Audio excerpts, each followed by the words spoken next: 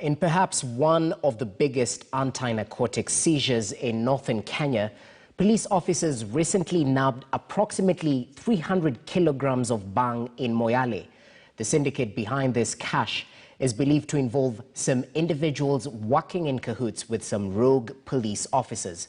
Hamza Yusuf, our man on the ground in northeastern region, attempted to join the dots on the syndicate whose roots are in the Shashamane town in Ethiopia, and tentacles spread right here in Moyale, Kenya.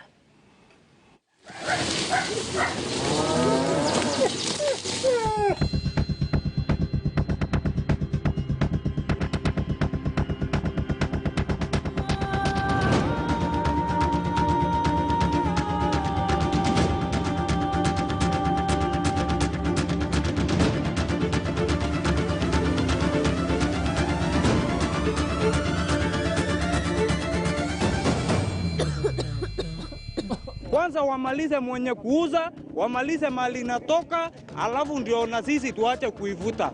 Bangi inatoka Ethiopia na wanajua, serikali yenyewe inajua na hawataki kuzuia. So we want to really break that supply chain.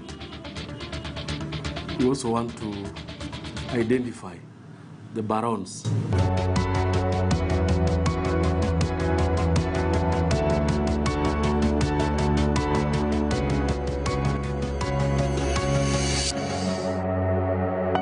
This is a cannabis sativa plant whose controversial bit are yet to be stopped anytime soon, as some of the countries continue to legalize its use, citing its medicinal value. In other countries like Kenya, it remains illegal, given some of its negative effect. The plant carries with it different identities, depending on where one is. In Ethiopia, it's called shash. Tanzania, it's bongo. Rwanda, they refer to it as injaga, and it goes on and on. In Africa, most of the countries have banned the use of cannabis. If one is caught in a possession of the same, they rot in jail.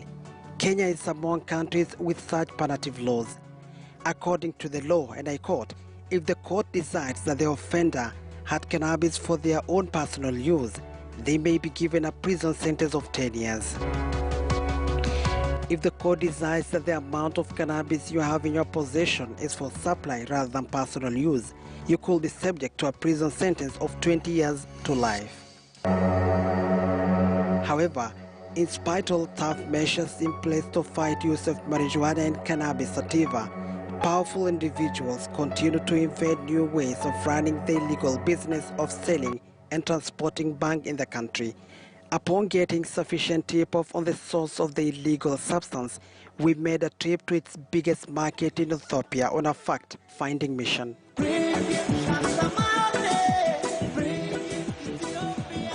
Shashamane, Ethiopia. Shashamane is a relatively quiet town. Upon arrival, you are welcomed with loads of bhang history. It is a difficult mission filming in this part of the world, given the stamp rules that govern Ethiopia. Shashamane has a population of at least 300,000 people, according to Ethiopia's latest census.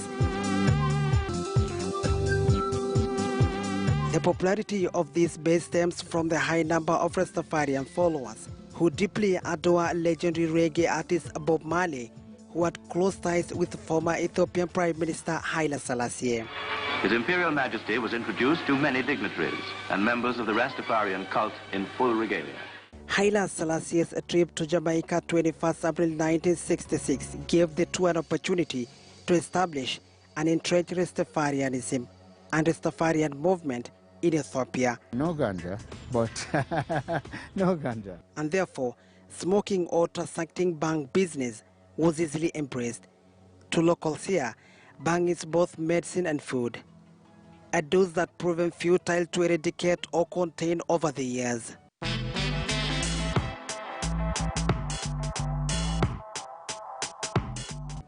Given Moyale's proximity to Shashamane, Ethiopia, it has become easy for the illegal substance to be smuggled into Kenya compared to the neighboring countries of Tanzania, Uganda and Somalia. In the heart of Moyale, not everyone here runs genuine business. Some are said to be dealing in dangerous contraband goods from the neighboring Ethiopia, a landslide trade that gives them high return. So I think the reason why this thing has now become a big issue, or it looks like a big issue now, is because everybody is involved. Basically, everybody is involved. It is the only thriving trade. But what I know, or what we have come to learn later, is there were actually people who were in this trade for a long, long time. I think they have graduated to another level now. So the newcomers, or the people who have now come to learn about this trade, who are actually the common man, the larger majority now, seems to be so much involved in this trade that arresting the situation needs a very serious approach, a very serious approach. You can imagine your child, I mean your daughter, your son, your mother, your father getting involved in this trade, and all live in one house, and they see it as normal. It is that bad. It is claimed the black market was established by a well-known small network of cartels, some who are based in capital Nairobi and Mombasa, but have cells that operates their business here in Moyale. Tumesema pesa ni millions tu bro. Sawa. From 15 to 20 nini. Toa watu roho. We laid our first trap, posing as customers who are interested in this underground trade. We introduced him as Boru, a young man said to be well connected and versed with the network in the neighboring country. First thing first, we asked him to engage with our boss to agree on how the contraband will be transported to Nairobi. Yeah. Itaona tu yeye, nitakuambia mimi nitakuja kuonyesha. Hapa si mchezo. Kama wewe uko tayari ni kwangu.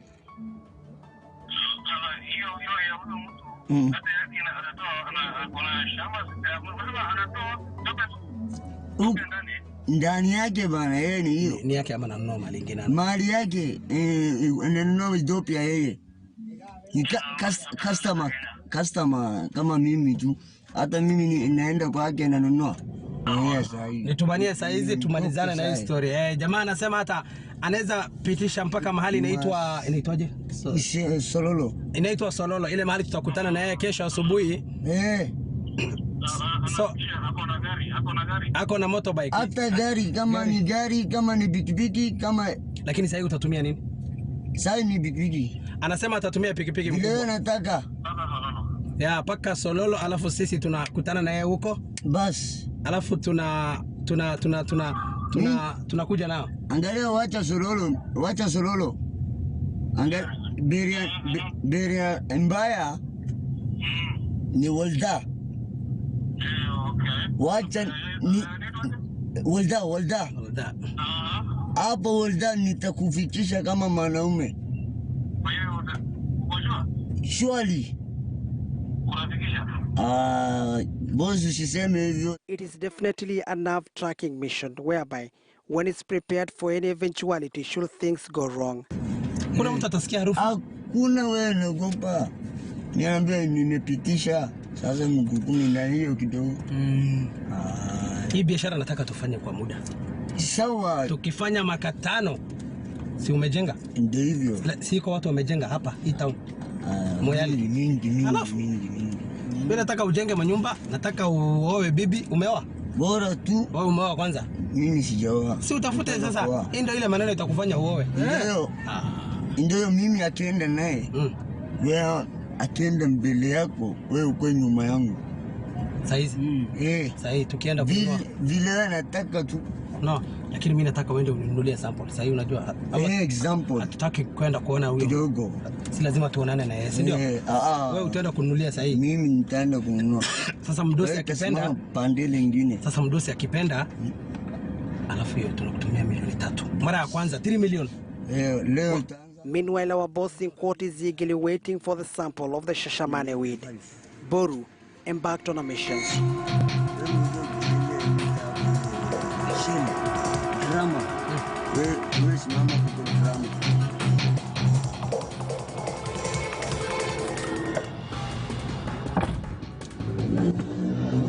We trust him? Yes, let's trust him. Let's. 1 kilogram of bhang costs 2,500 in Shashamani's Asela, Bilalo, Dola, and Sanguri area.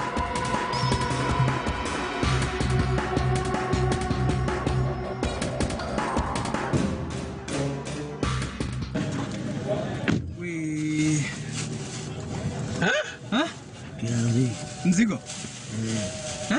Kilo hii sasa. Kilo moja? Kupima. After a few hours, Boru is back armed with consignment, clearly indicating how it's almost child play, moving the illegal substance across the border. Angalia, mimi kwani haitumiko. Grade 1. In grade 1 kweli. We arrive at our operating base, eager to ascertain if indeed we have received what we ordered before we can transport the same to Nairobi.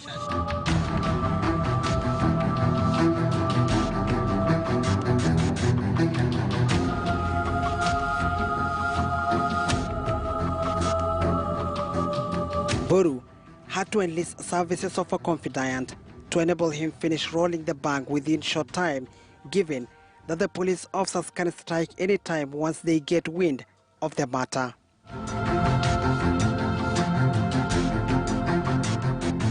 At exactly 8 minutes past 11 p.m., they concluded the task. Hardest bit is how we shall safely navigate all the roadblocks between Moyale and Nairobi. It's a risky mission that is against Kenyan statutes. Our fixer Boru employs one of many ways the use of hiding the rolls under the sole, then sewing them back, a trick we agreed to.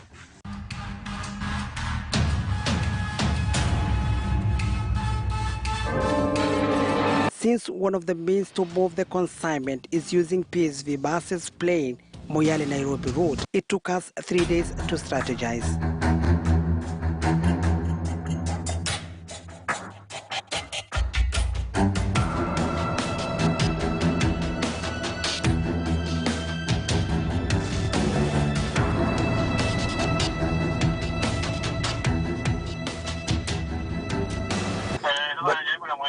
But 6 days later, we planned to receive the other half of the consignment that was to be delivered few kilometers outside Moyale town to evade various initial police roadblocks. At the end of the day, Boru was a no-show. He had vanished with our consignment. We had been conned.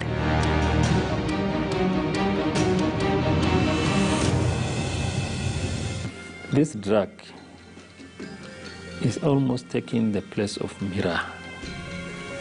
It's becoming something very ordinary now. It's something anybody can handle, any child can handle. So it is actually just being considered like Mira now. But again, what makes it even worse is the value it has. And the demand. And the demand. This is just, I think, the time when this drug is now at its peak. Because when the schools are closed and the children are at home and they're idle, they'll find time to get involved in these things. The police are well aware of goings on here. Like I was telling you, we've apprehended a number of vehicles, and this pickup over here was intercepted sometimes back in March. Yeah, so what they have basically done is that in order to conceal, they have fabricated a special cabin between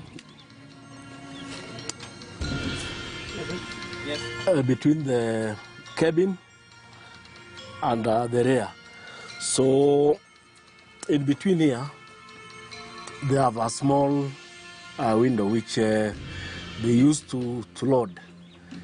Once they are done, they replace the glass, then they are good to go. So this vehicle was intercepted in one of the homesteads here in Manyata after a tip-off from a member of the public. and around 80 kilograms of bangi was found stashed in between the cabin and the rear body. Yeah. As you can see, just on the upper side, they have done a hidden compartment so that they're able to load the bangi from above. And between the cabin and the body, they have also created another special compartment of which they load it from above. And once they are through, then they drive off, and on the roadblocks, they're able to open the vehicle to the police officers manning the checks, and it passes as an empty vehicle going to Nairobi to collect supplies. Like for this Prado, part of the bank had been hidden in the spare tire. What they actually done is that they had removed the spare tire, stashed the bank inside, then returned the tire, after which it was passing as a spare tire, but inside, bank was already stashed. So again, on the boat, there is this space between the body and the covers. So they had actually removed the covers between the body and the covers, stashed in bank, then returned the bank, the covers. Surprisingly, some of them are part and parcel of the underground network. In October 2019, 2 officers from DCI office in Wajir County were arrested along Garissa Thika Highway while transporting 250 kilograms of bhang. On 24th May this year, 2 GSO officers were arrested with 600 kilograms with a street value of 15 million Kenya shilling. We have active cases involving one of our own officers who have decided to engage. But of course, the long arm of the law, at some point, catches up with them and they have to pay. They have to be subjected to the full processes of the law. Over the last 1 year, we have 2 active cases that are before court. They are involving officers. No, actually 3 cases that are actively in court involving officers. Yeah. But once they decide to engage in criminal activities, they cease to carry the name of the service. I would say this is a very, very individual decision as to whether you want to serve the government and the humanity, or you want to cross to the other side. It's a very, very individual decision. But from where I sit, we don't condone any such acts. And any officer found culpable will face the full force of the law individually. Common roads used in facilitating the illegal trade are Sololo, Bosnia, and Antut. Moyale Marsabit Isiolo Road is also used. This illegal transnational trade has affected the neighboring counties. The script is the same here in Isiolo. Hundreds of youths have been affected by the so-called marijuana. People whom we spoke here told us they need center to rehabilitate the victims. Kutoka 2018 to 21 years ndo wamehathirika sana kwa Isiolo. Kwa sababu wa serikali hawezi wakazuia kitu mali inatoka. Ibangi kuna mali inatoka Ethiopia. Iko shamba, hawaendi kwa main source. Wanakuja kushikashika tu vijana hasa ile wanajaribu kujisaidia kwa mkono yao. Hawana kazi. Sasa wakiona kitu kama hiyo lazima vijana wanaunga naye. Waweke watu busy. Watu wakiwa na kitu hawezi kuamua kufanya kitu kama hiyo. Hiyo ndio yote imeletwa na idleness na shida ambayo serikali wamewachilia watu yao, watoto wamekuwa idle, hakuna kazi, kaunti hakuna kitu inasaidia. The question that lingers in the minds of many here is why the government has dedicated less resource to the war on drugs compared to the cattle rustling. And as the rest of the country embarks the coronavirus pandemic, towns like Moyale, Marsabit and Isiolo remain in a grip of marijuana pandemic.